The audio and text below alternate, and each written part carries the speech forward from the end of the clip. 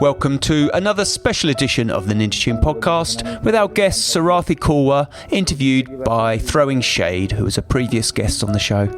He talks about the recording of his new album Day to Day, that's out on Ninja Tune, touring with Kamasi Washington, and their shared experiences at the School of Oriental and African Studies.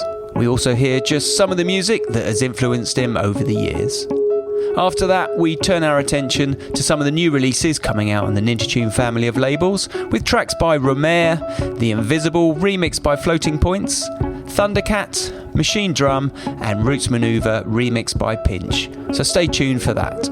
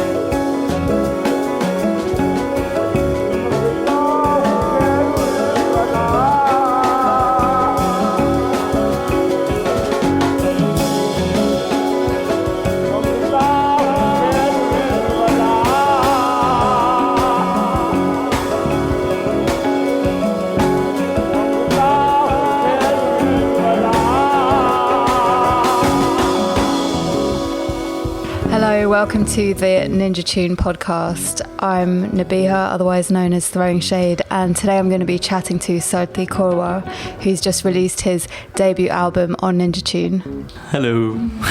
How's it going? I'm good, how are you? I'm very well, yeah. It's a nice day. So it's really good to chat to you on here because we've already done this before on my NTS show, and I think that went really well. It's always really interesting to speak to you about your music and your influences. No, it's great to chat. Maybe you want to start by just introducing your album that's just come out on Ninja. So the album's called Day to Day, and it's based around these field recordings I made of these folk musicians called the Siddhis, who are a community of people who over kind of centuries have migrated from the eastern coast of Africa over to India, from as merchants and, traders, and from way back in like the 8th century AD to like with all the colonies, so with the British, with the Dutch, with the Portuguese, with the French, and I've just been coming ever since, and I've now kind of settled in India. So it's the Siddhi is kind of like a sort of blanket term for anybody who has immigrated from Africa, East Africa. So it's hard to tell where exactly they're from, or if they are from any one specific place. But their music really fascinated me, so I kind of heard about them through an ethnomusicologist called Amy Catlin Gerasboy, and she told me about them, and I was hooked when I saw the kind of music they were making, the kind of instrumentation they have, just their kind of history and like cultural sort of distinctiveness that they have about them. And so I kind of went and spent like a week just recording them in a place called Ratanpur, which is on the western coast. Well, not on the coast, it's in the western state of Gujarat in India. And then we basically kind of made these recordings, these field recordings kind of as the kind of core sort of foundation of the album. And there's loads of like, I suppose like responses and like reactions to those kind of field recordings by like contemporary musicians that makes the whole album basically.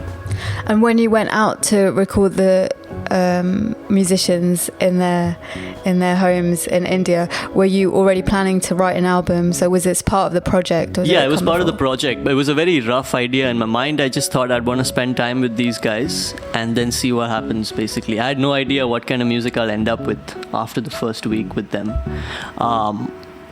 Once I had spent time with them, I was kind of thinking through, like, very naturally, like some kind of idea started kind of developing, and I kind of worked on a few arrangements for different songs. But essentially, I wanted everybody who I wanted to record, like the contemporary musicians especially, to just be able to kind of have their thumb or like print on the mark on their album, like, so them to kind of just like come up with stuff themselves. So it was a very kind of, in a way, democratic way of just making music. And how did you get from the field recordings to then this album that's like spiritual jazz? I don't know. It's just freeform kind of stuff. Well, the idea was, again, like, to record in a room together. Basically, I mean, we've talked about this before, but it's basically like, I think I enjoy like creating music in a room, like with other people, like just playing. And that's where I'm kind of most comfortable. So that's exactly what I did. Basically, we went into a room in a studio and we just played. And what's on the album now is just, is essentially that. It's just me sitting behind a computer after recording hundreds of hours of music and then just like editing it down to, make it sound like something.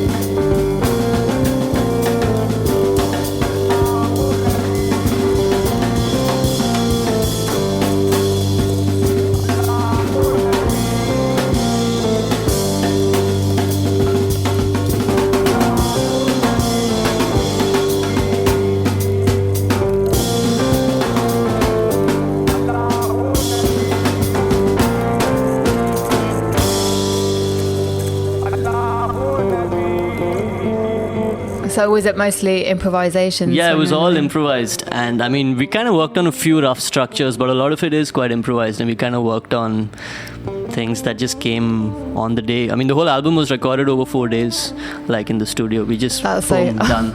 And, I'm trying to write an album right now. If I could do it in 4 days, that would be pretty good. But I think, the way you do it is quite different, no? Like, so you kind of... Like, tell me how you do it. You've got to tell me a secret. A secret? Just go and play, that's it. Well, I don't have, like... East African diasporic field recordings to base it. But maybe I should try that. But how do you normally do it then? Like, do you have a way of working? It just depends. I mean, I guess it starts from the same sort of process that you have of improvisation, but just I'm alone. So just messing about and then either starting with the drums and seeing if I come up with a pattern that I like, or otherwise just trying to figure out some chords or even just the melody line and then taking it from there. And do you enjoy working by yourself? Like, is that something that you always kind of wanted to do? Or? Yeah, I don't mind it. I mean, it's fine, but it's the last couple months I've just been by myself basically the whole time because I'm in the studio all day and then I go home and I live by myself, and so it's been quite like yesterday I was thinking, wow, I haven't actually spoken to anyone in real life for a few days. Well, this is the problem, right? I think like nobody warns you what life as a freelance musician would be like. Like, it's a very lonely affair. Like, it could be quite a solitary kind of It is. thing, It basically just reminds me of academia when I was studying for my master's. Well, exactly. And it's like something that I wasn't like prepared for in a way when it kind of started happening. And I was like, shit, actually, like, I don't really meet too many people on like a very everyday kind of basis. Yeah. And I think I prefer that. You I prefer think I'll it? choose that, yeah. Yeah, I think, I enjoyed it as well, but it's just that I wasn't... It kind of came as a bit of a, like, shock. You know, it was like, oh, actually, you know what, this is how it works. But you work with other musicians too, though. I do a lot. I think that kind of comes from also the need to kind of, like, just interact with people and, like, yeah, just play with them very often. Like, even when I practice, I like practicing with other people. Sometimes, you know, it's of course like fun to do your own thing, like, but I really do like value like collaborating with people. I think that's like the core of how I make music. Yeah, so I guess that's probably one of the big differences between us and our musics, for sure.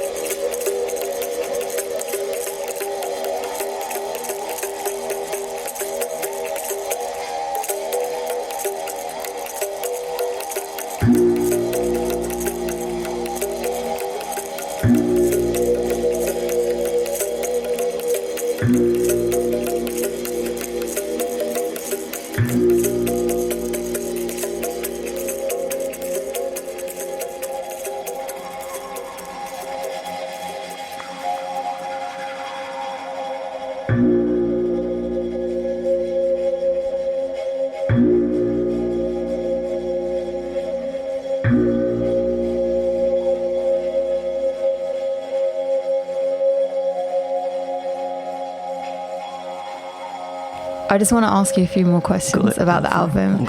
It is one of my favourite records that I've heard this year. Thanks. And I'm not just saying that. And then after, was it before the release that you went on tour with Kamasi? Yeah, it was just before. So it worked out really well, like in terms of like a lead up to the album launch and things. It was, we got a call out of the blue, like my booking agent called me and said, like, are you free next week, like for 4 days? To go on tour, and I was like, no, you know, I have stuff to do, I have like interviews to do. And she was like, it's with Kamasi Washington. I was like, all right, okay. Stop everything, cancel everything, and like frantically calling the band to like, you know, try and see if it can work. And I mean, everybody was obviously very excited. It was a great opportunity, so everybody kind of jumped at it. So yeah, it was great. I mean, you know, just playing like you say, you know, like free kind of spiritual jazz to like 3,000 people, it just doesn't happen. And I didn't know what I was doing there the first night. And I was just like, what, you know, this is not right in some way. Of course, it was fun. It was great. Yeah. And, it was a great opportunity. But I feel like Kamasi Washington's kind of paving the way for all of that stuff. You know, like a revival where he's presenting this kind of jazz music to a younger contemporary audience. Why do you think that is? Like, do you have any, like... Why do I think that? Why do you think Kamasi is, you know, like, because I've had this discussion with a lot of people, and it's, you know, because he's got kudos and he's got his connections, and, you know, he's associated with Thundercat and Flying Lotus and so many other musicians who are really relevant. I think the whole Kendrick Lamar thing as well really kind of took off for him. Yeah, because I feel like Thundercat and all these guys. Yeah. Young people don't listen to enough jazz music. But there's that whole like idea of like jazz is like the Renaissance. It's like a resurgence, right, of like jazz. And everybody's talking about it, like jazz is the new thing, which is kind of helpful for me, obviously, because it's like, okay, great. Well, it might be, you never know, like, but also because like everything's being called jazz nowadays as well, like, you know, it's quite a loose term. And I mean, I'm not particularly like, you know, I don't think that's particularly a bad thing. It might not be, but yeah, it's definitely like people like Kamasi. I think like, I don't think my album would have done as well if Kamasi hadn't been a success. Do you really think so? I think so, yeah, I genuinely think that I think the fact that he is also like on Brainfeeder, and the fact that he is such a success, a lot of people look at him and say, okay, like, you know, it's possible to do the kind of thing that he's doing, and maybe we should invest in maybe, you know, more jazz.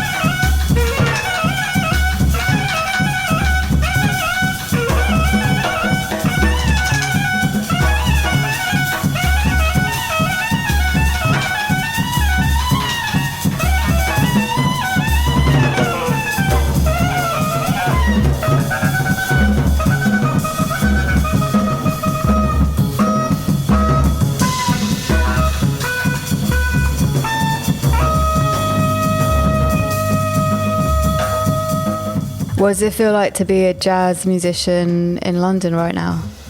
I think it's exciting. There's lots of really cool... I think like the London jazz scene right now is like really, really kind of paving the way. I mean, I can't really speak for, like, I don't really know any other scene as well as I do, obviously. But I think, like, you know, with some great bands and like the whole kind of Caribbean inspired, like influence, like jazz, like it's just such a melting pot, obviously, that, you know, all these kind of, like people like Yusuf Kamal or like Binker and Moses and like Shabaka, Sons of Kemet, and like Comet is Coming, and like exciting music, you know, coming out of London. I don't know if that kind of stuff is coming out of New York, or of course New York has like the heavy cats, you know, like the Mark Julianas and like all the like Brad Meldows and all those guys, which is cool, and of course they'll always have their like, place in like the jazz world. But I think there's a lot of exciting music coming out that kind of is reaching a lot of people who wouldn't maybe be listening to jazz or that kind of music before. So that's good. No, it's definitely good. It's definitely good. Yeah. I think jazz normally has quite a cheesy reputation. Yeah. When you say that word and you ask people what it makes them think of, and it's never the good stuff. It's always Kenny G, isn't it? Yeah. Kenny G, not Kenny Garrett. Yeah. So also, I wanted to ask you about 5 tracks that you were influenced by. Yeah. Or like whatever, like 5 tracks that you can choose. Yeah, so I had to think about this, and like it's been obviously very difficult, but I've come up with 5, which is for me quite an accomplishment in itself. So the first track, so I thought it'll be like I should pick like 5 tracks that like over time, like since I was a kid, that have kind of influenced the way I think about music. So like the first track I would say is The End by The Doors. Okay. Because I was a big Doors fan, like growing up, like since I was about 12, 13, like, and right up to now, basically. But just because like they're one of the first bands that I really like listened to like entire albums of. And again, like I think the kind of music that I was listening to even back then, even though it was like rock and roll kind of music, it always had this kind of very jazz sensibility, because like all the guys in the band were basically jazz musicians. This is the end, beautiful friend. This is the end, my only friend. The end of our elaborate plans. The end of everything that stands. The end, no safety or surprise. The end, I'll never look into your eyes again.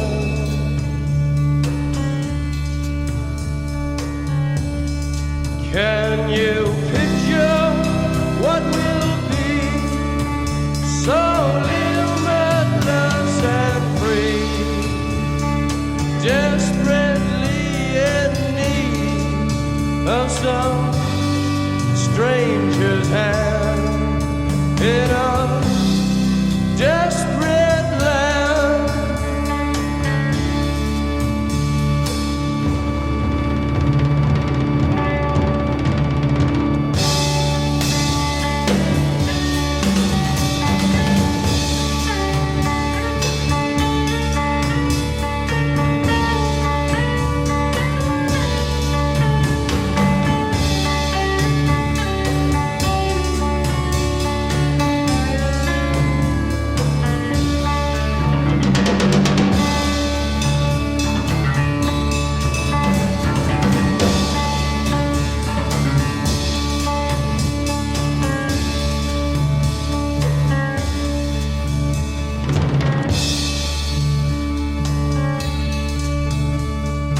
Lost in a romance, wilderness of pain,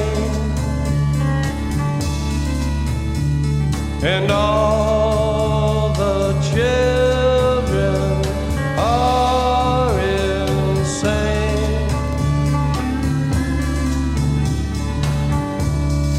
All the children are insane, waiting for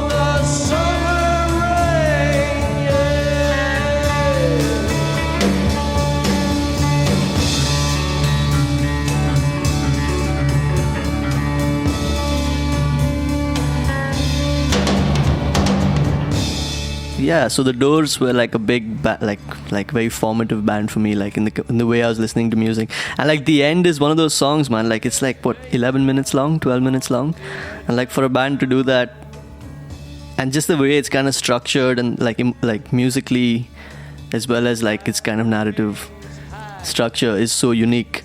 And like, yeah, it's like they were like pioneering that kind of stuff back then. It was great. Yeah, they definitely got their own sound, the Doors, even when you put them into the context of all the other music that was happening at the same time. And also it was that whole lack of bass player and like organ kind of sound because of, you know, Ray Manzarek and like John Densmore on drums, like Robbie Krieger. All these guys had something like very distinctive about them. And so, yeah, that's my like first track. So how did you come to London when you started studying at SOAS? Yeah, so I kind of finished like my undergrad in a place called Pune in India, and then I moved over to study music when I was about 22. Was your undergrad not in music? No, it was in environmental science, sustainable like energy. So it's quite a jump then. Yeah, I was all set on becoming like an urban planner or something, and then it was just like, I think my teachers at uni weren't very good. It was just not a very inspiring place to be. And at the same time, I was playing a lot more music and just getting into like the scene in Pune, which is a really nice, like good scene musically. And so like, you know, after university, I just took a year out just playing and teaching drums. And from then on, it was never kind of like, I didn't look back in terms of like... You started playing drums a lot earlier though, right? No, I mean, yeah, I started playing drums when I was about 15, 16. I started playing tabla when I was about 8. Okay. So, like, by the time I was about 19, 20, I was playing a lot more drums than tabla. I always really wanted to just play drums. Like, tabla happened, and I, like, obviously, like, I love tabla, and, like, I play a lot of it, but... And you still play it now, I still right? play it a lot, it's on yeah. the record. It's like my bread and butter, like, tabla. I kind of go back to the tabla all the time. And I still enjoy playing a lot of, like, Indian classical music, and it's still my, you know, kind of main thing in a way. But yeah, I always wanted to be a drummer. Like I was listening to growing up listening to like jazz records or like rock and roll, and it was always like drums. Like, yeah. And so in that year out when you were playing a lot more music, is that when you decided? Yeah, it was kind of this 1 year out where I kind of gave myself some time to say, okay, look, if it's kind of, is this really something that I could do, like money wise, but also just like excitement wise. Like it was a time where, you know, like in university, you're a bit like, there's lots of stuff happening and there's lots of like interests, and some things like, you know, make more sense than others, but like you kind of got to pursue one of them to see if there is anything in it for you.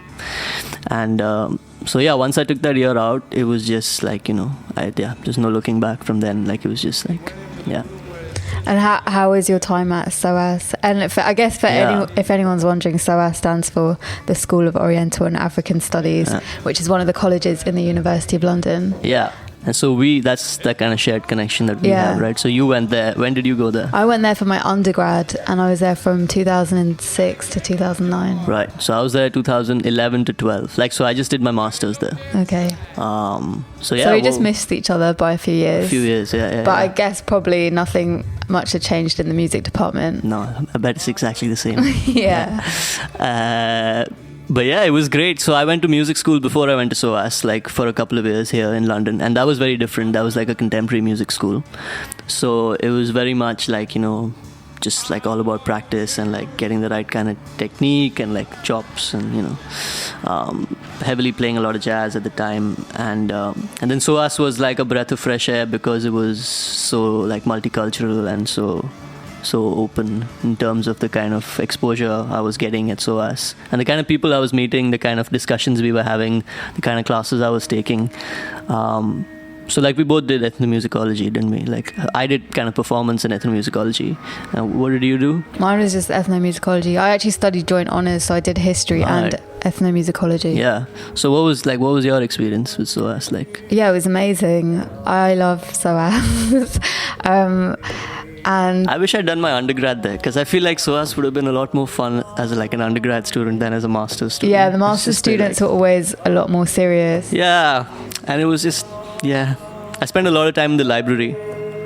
Yeah, I was known as the library girl. Really? Yeah, because I I was like a real geek at uni, especially in final year, and every single day I went in there from 9 a.m. to 11 p.m. Oh no, man. And people started calling me library girl. That's not gosh. It's a good library though. Yeah, it's really good. It's a good library. You can like cut the sexual tension with a knife in there. It's true. I went back like a few years later just to, I don't know, look something up, and it just hit me then. I was like, geez, this is true. so You don't feel it when you're in there. Like, yeah. You know, it's like, and everyone's really good looking at SOAS. So everyone's beautiful. Yeah. Yeah. Once someone passed me a note through the book stacks. Really? Well done. That's nice. It didn't go anywhere. Yeah. I really appreciated my time at SOAS, and I mean, for my masters I then went to Cambridge, which was at the opposite end of the spectrum, and so then that kind of put SOAS into even more of a perspective for me. Right. It's definitely a unique place to study. Yeah, but how do you think it kind of like changed the way you kind of went about making music? You were making music before then, right? Yeah, I was making music before. I mean, for sure, I guess the main thing that studying at SOAS did for me was just to broaden my horizons, because it introduced me to so many musical styles and cultures that I'd never even heard of before. Yeah. And then, so it just made me want to look further and learn more about different processes as well, and like how people perform or put together music, and also what it means for different people. So I think music means to different people. Yeah, absolutely. I think that's one thing that I also kind of like. It kind of definitely shattered a lot of ideas of, or like preconceptions of what music might be just to me, or like in a very narrow sense, like what it is to me, like as an urban kid. Yeah. Like, you know. Oh, well, I guess like the way that I grew up, music, the role that music plays here is just you listen to music for the sake of listening to music. Yeah. Well, I think that's true for anyone. I mean, for a lot of people anyway. I think that's true regardless of where you grow up. I mean, like in a certain kind of world, it's essentially how you access music. I guess in the first world, maybe more. Yeah. But then, so I never really thought about it more than just I love this song and I enjoy listening to music and playing it and going to gigs, and then being at SOAS just made me realise that actually there is a lot more to it. Yeah. And you should think about it more too. Yeah, I think also like it kind of helped me like just be more aware of the kind of like prejudices or the kind of like power equations that do exist, like in different kind of, in a more kind of anthropological sense. I guess that's what ethnomusicology does in a way, right? It kind of makes you more aware of who you are in relation to the kind of music you're listening to or performing. Yeah. And that was quite helpful, like in terms of like how I ended up then like thinking about my own music and the way like I wanted to kind of perform it, and the kind of context I was performing it in, and like who it was for, and what the meaning of like performing it was. All those kind of questions. It was cool to go through all those things, I think. I'm still figuring it out. Yeah, of course. Sure. Like, and it changes, I guess, right? Yeah.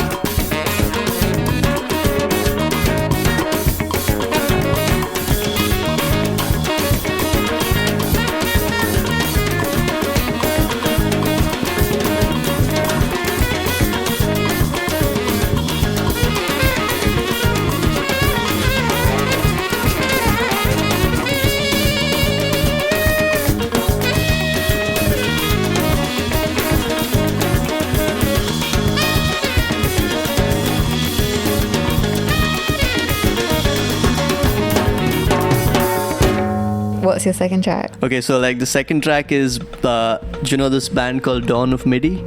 Dawn of Midi? Yeah. As in Midi track? Midi track, yeah. They're on Erase Tapes. A great band, like 3-piece. Super like minimalist kind of like, yeah, like just minimalist kind of groove ideas. You gotta listen to it to kind of see what I mean. It's incredible. In fact, one of the tracks on my album's like heavily influenced by them. Like the track Indefinite Leave to Remain on my album is kind of based around a similar kind of rhythmic idea that I found on the Dawn of Midi album, or at least like inspired by, like, it's something that I wanted to try in my own music. It's great. Don't know what else to say about it, but it's great. Okay. I like it. Yeah. We'll just listen to it. Yeah, just listen to it.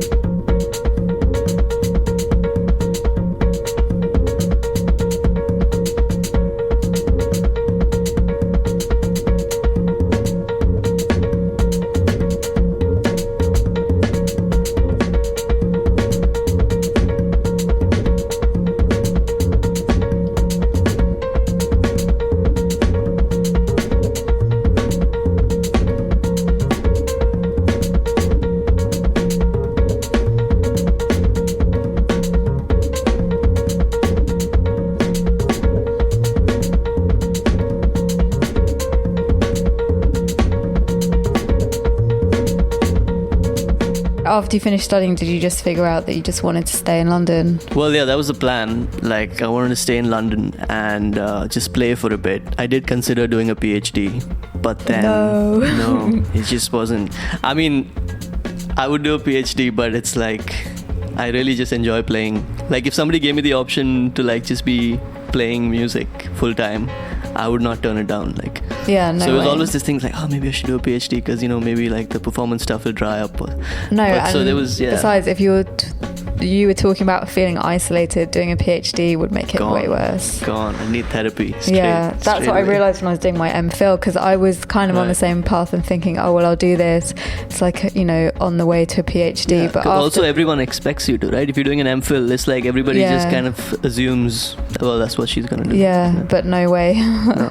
That year just made me realise I can't do that, because that was really like isolating. Yeah, I think.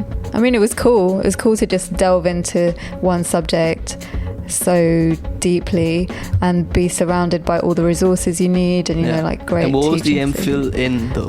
It was in African history. Okay. But specifically, I was looking at the role of the black press, the political role of the black press during apartheid in South Africa. Okay, that's cool. Yeah. And then were you making music at the same time, or? Yeah, I was making music at the same time, but you know, I never really thought anyone would listen to it. Yeah.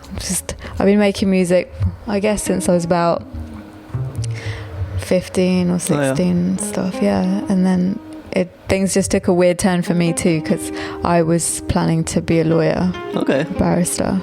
Nice. Yeah. And then what happened? I don't know, that's what my parents are still asking me. And then? I don't know really. Like, I was doing that, I did the law conversion course, I did the bar, then I went out to South Africa and I was working there with human rights lawyers, and then I came back to London, and then all this music stuff just started happening. Like, I got offered my own show on NTS, and then that's a wicked show, by the way. Oh, it's yeah, really thanks. Great. It's a really nice show. Got to do it tomorrow. And then after that, and then my Kasim Moss picked up my SoundCloud and liked the tracks, and then he got in touch and wanted to release it, and then everything has just been kind of spiraling from there. Yeah. And I just thought, if I don't take this opportunity now, when am I going to take it? So I was like, I'm going to do music full time for a bit. That's it. It's hard, but it's fun. Oh, it's fun. It's great. I mean, but everything's hard at the beginning, so. Yeah, I think so. Yeah.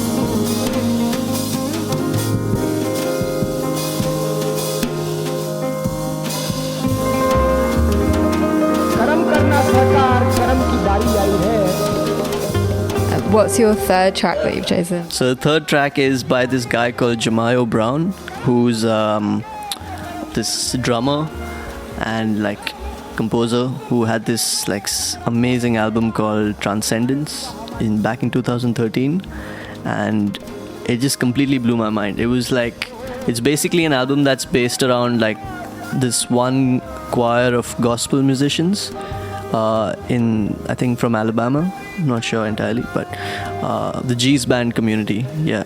And it's like this free jazz album based around this gospel, like samples. And it was so amazing. It just completely like, it was so fresh, it was just so great. Like I loved it.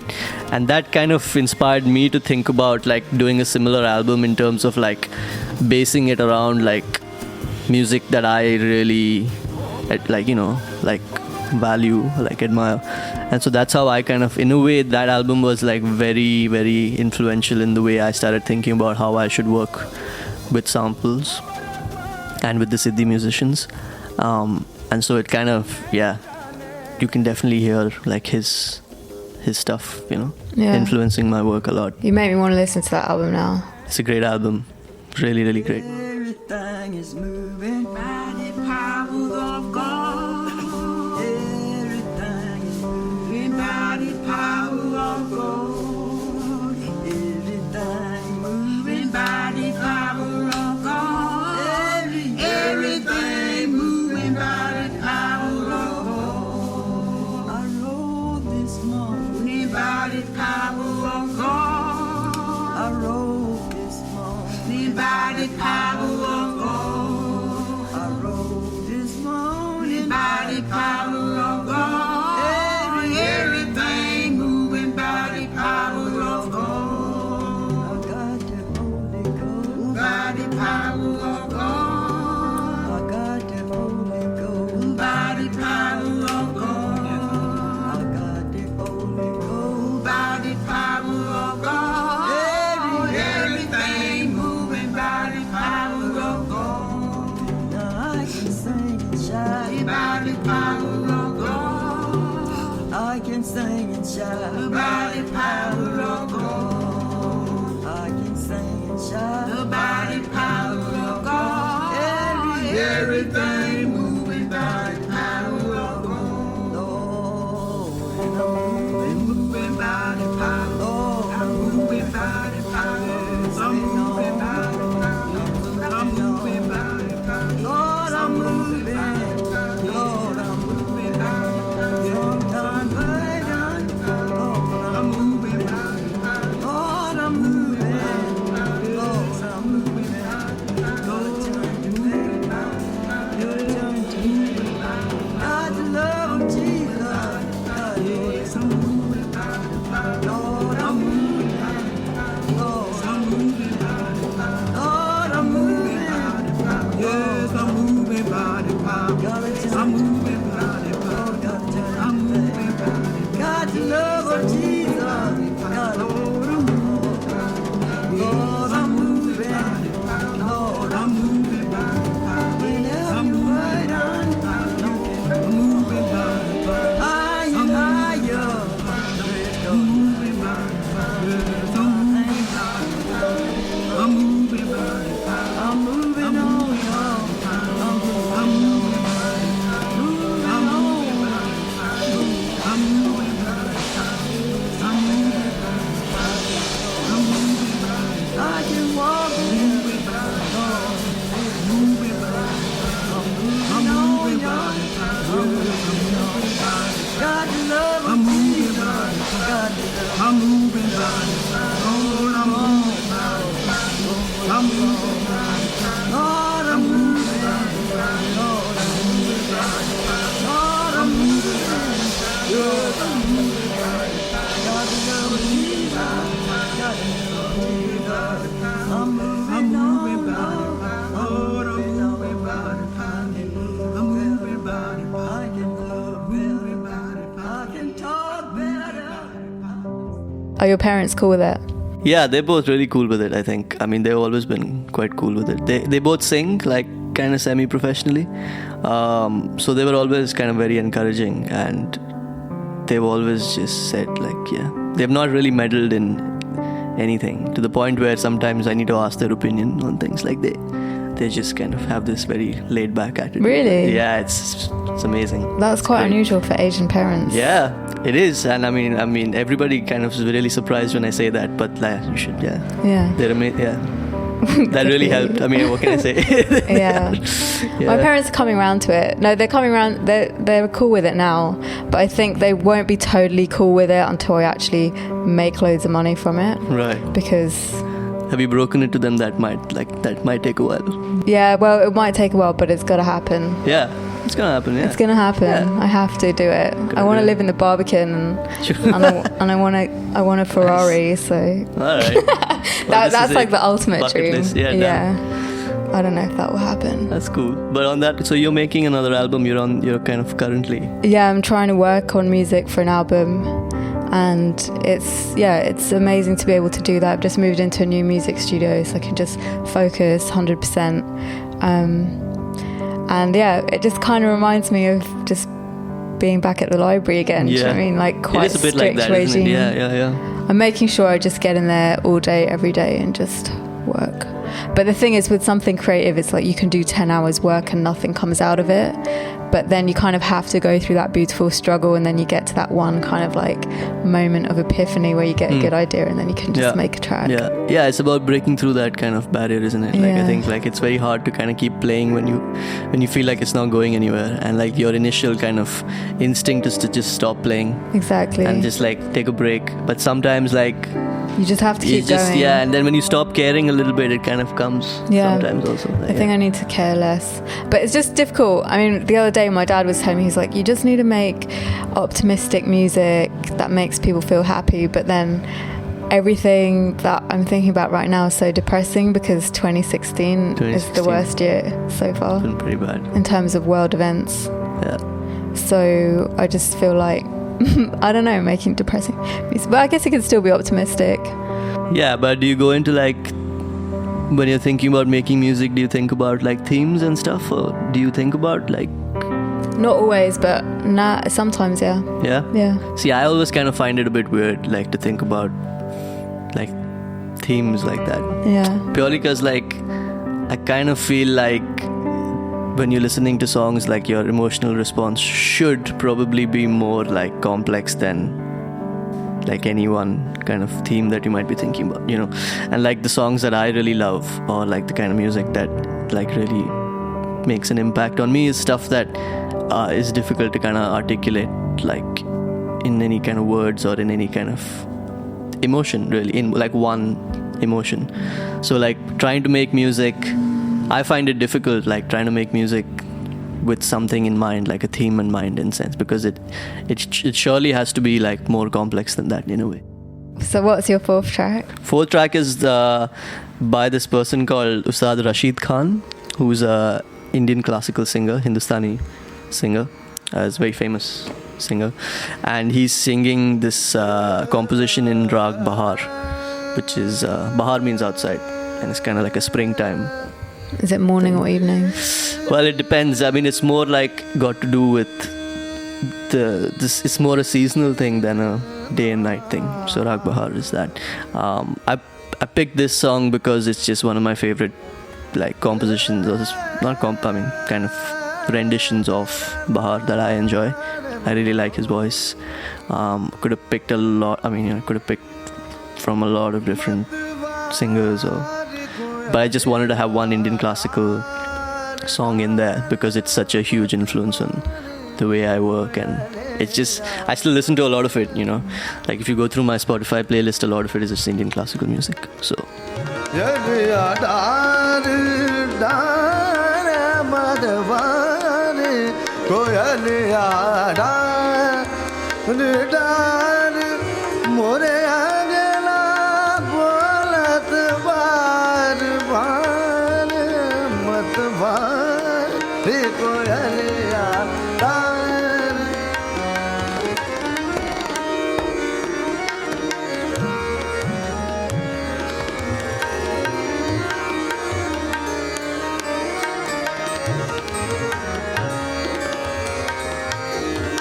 Coil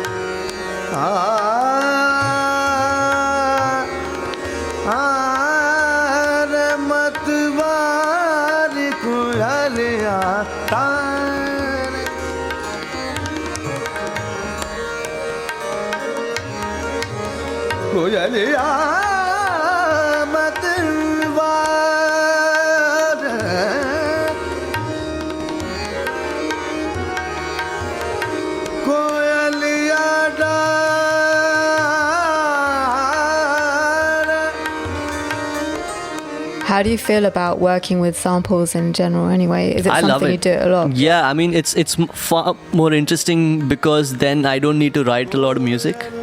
Like, it just gives you a kind of framework to work, like, or to improvise within.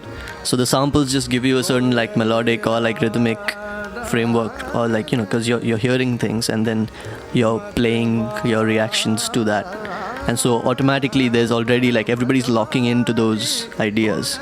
It's not completely free, you know, but it just gives you that kind of focus, I think, that really I really like. Just enough, you know, not too much like direction in terms of like what exactly to play, but just enough to kind of focus you into playing. Yeah, I guess it makes things a bit easier. Yeah, I just think like I found a nice balance, at least that I was happy with. Like, everybody's obviously got different, you know. Yeah, I think on your record you do it in a pretty good way, because I mean, like, talking about sampling anyway can be quite contentious, but what I liked on your record is how you hear on quite a few of the tracks, you hear the recording first and then the music will fade into it, so it's almost like a sort of gate into... Yeah, exactly. On a couple of songs that's definitely like the kind of like attempt, like on Dreaming and things like that. It's just basically this person talking and then the sample leads into like a whole dream basically and comes out into him speaking again, and like a lot of definitely like used it in that sense.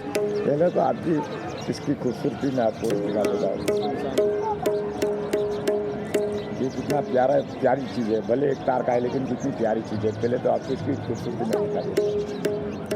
ये हमारे जो हुजूर सल्लल्लाहु अलैहि वसल्लम थे, आप हमारे हज़रत बिलाल थे, हज़रत बिलाल सैयद नबी, तो आप उनकी मंगनी के अंदर गए, तो आपने उसमें गए थे, तो आप सरकार ने वहाँ पे बाजा देखा गया, माशाअल्लाह। सरकार बोला आपके यहाँ तो बड़ा प्यारा बाजा है, तो आप सरकार बोलते कि क्या आपको बजाते आता है? बिलाल को बुला के, बेशक बोले बिलाल बोलते हैं मेरे को बेशक बजाते आता है। तो बोले कैसे बजाते हैं? तो बोले क्या बोले, तो क्या बोलता है मुझे सुना। तो फिर बाजा आप सरकार ने अब बाजा बजाया, तो फिर बाजा देखो उसकी खूबसूरती क्या बोलता है। तो पहले आपने बजाया।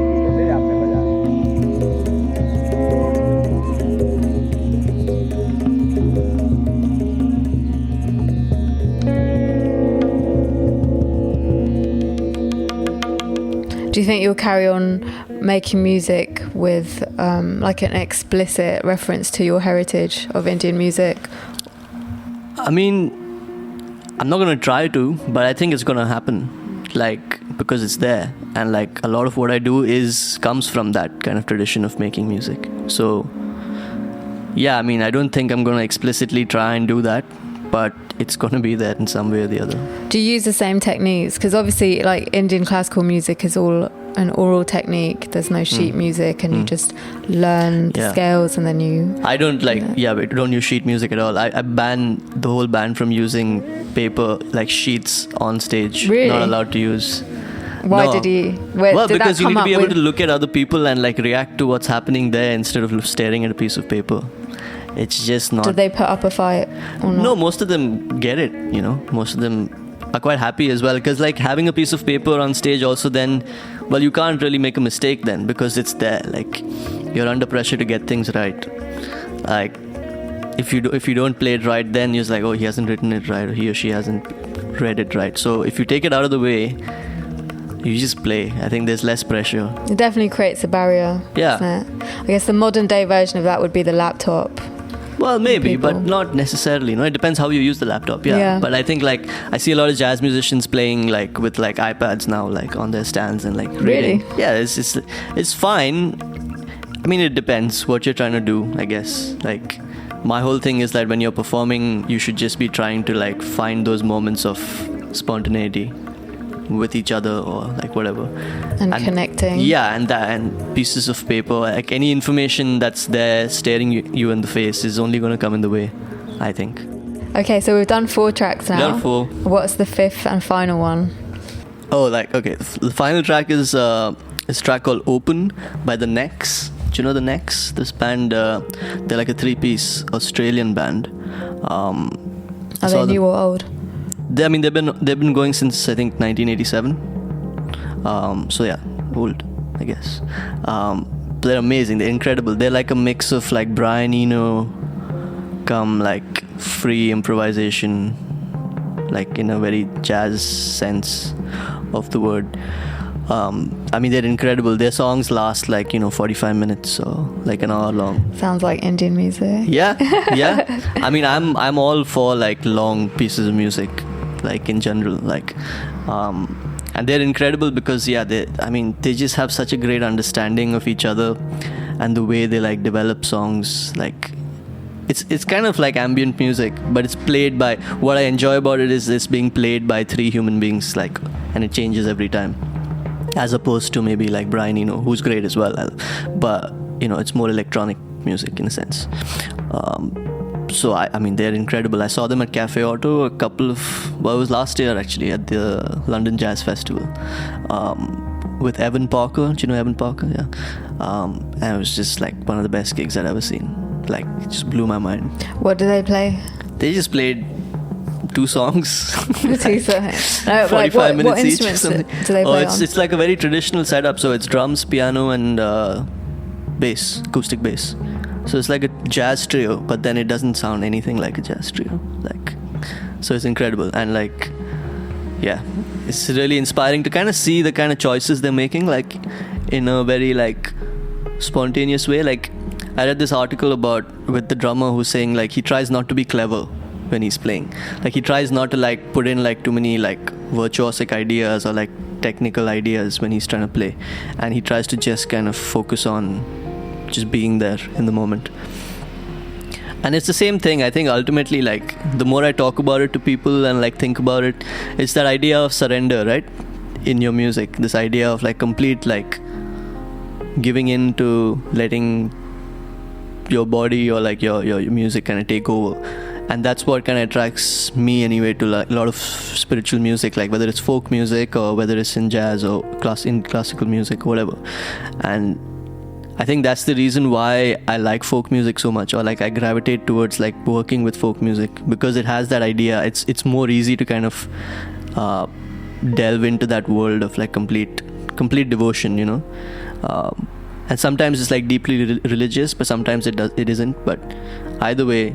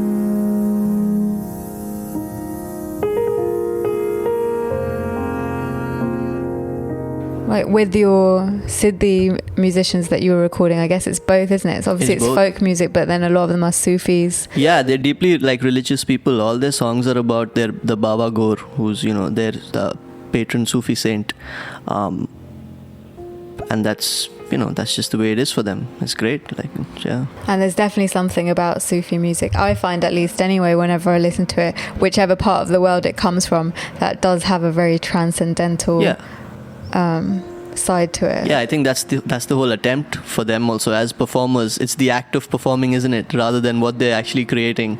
For them, it's like the reason they're doing it is because they can themselves also like transcend like states in a way.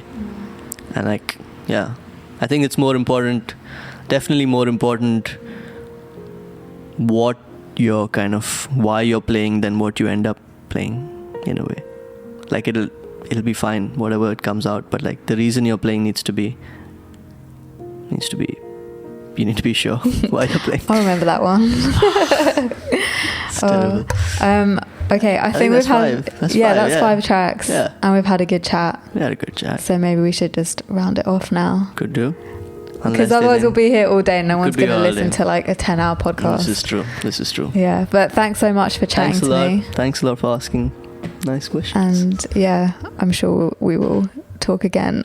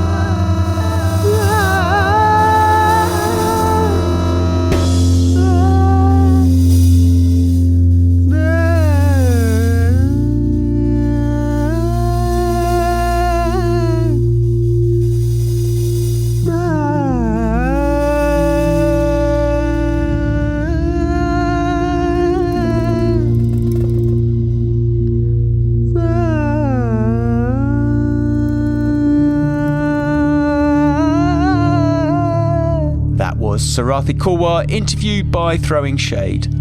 And now it's time to hear some new releases on the Ninja Tune family of labels, starting with the excellent Floating Points remix of Life Dancers by The Invisible.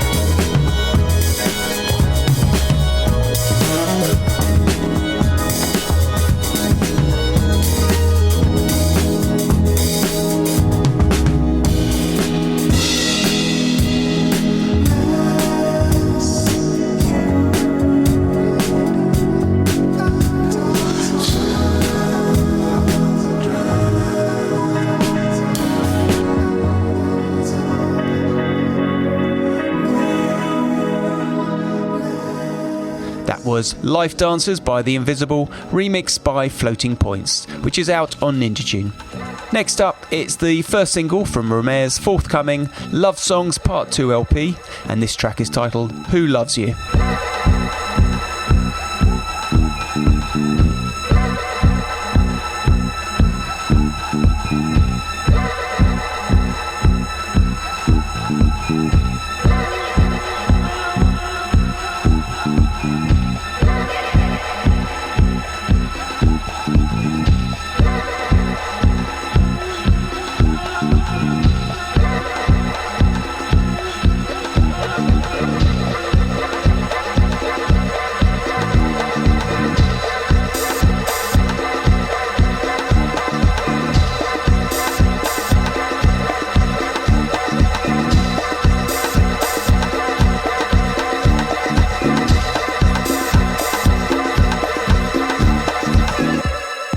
That was Romare with Who Loves You, and that's out on Ninja Tune.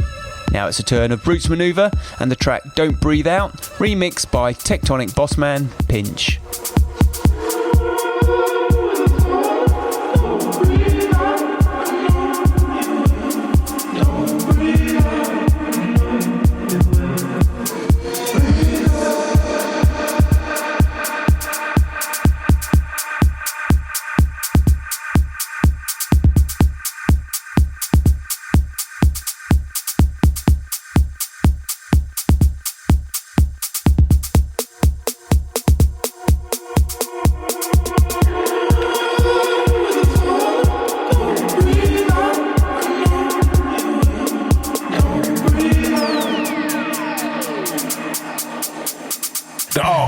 Gets deep on something, it's awful, it's thoughtful, it's pain on the button, it's full of that self-discovery, can't discover me, God alone governs me. I know they don't like the word, but I shall observe and I shall do service. Here in the pulpit, the dog po-po, whomso knows it, the twitch is low, get to the blackness, get to the facts, the poor don't relax, the poor do funk, it's so cool, twisting and adapting, turn to Jesus black, cause we believe it's that way, full of that, know me, spirit can't control me, spirit can't consume soul me spirit, get to know me spirit, get to grow me spirit now. That was the Pinch remix of Don't Breathe Out by Roots Manuva, and that's on the Bleeds Deluxe LP on Big Dada. Next, we have the latest single from Thundercat, and it's called Bus in These Streets.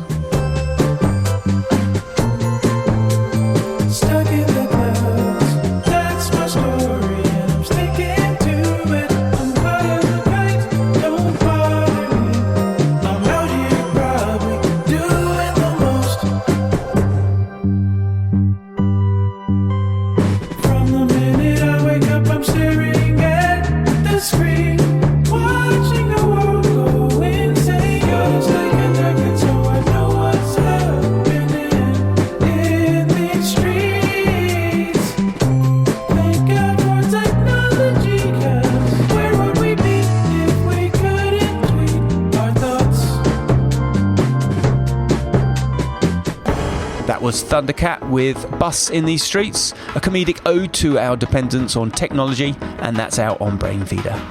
Finally, it's a brand new single from Machinedrum called Do It For You, featuring Dawn, and that's from the forthcoming album Human Energy.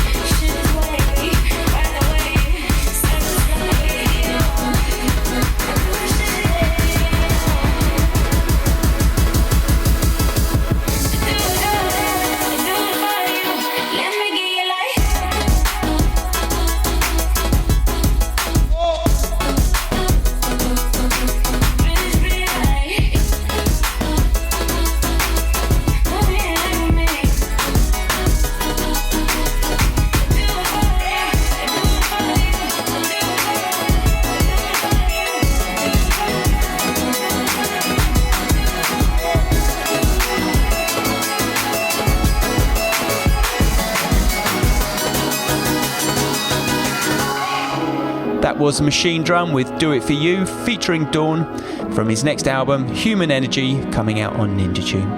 That's it for the Ninja Tune podcast. Our thanks once again to Sarathy Korwar and Throwing Shade, and assistant producer Luke. We'll be back with another edition soon.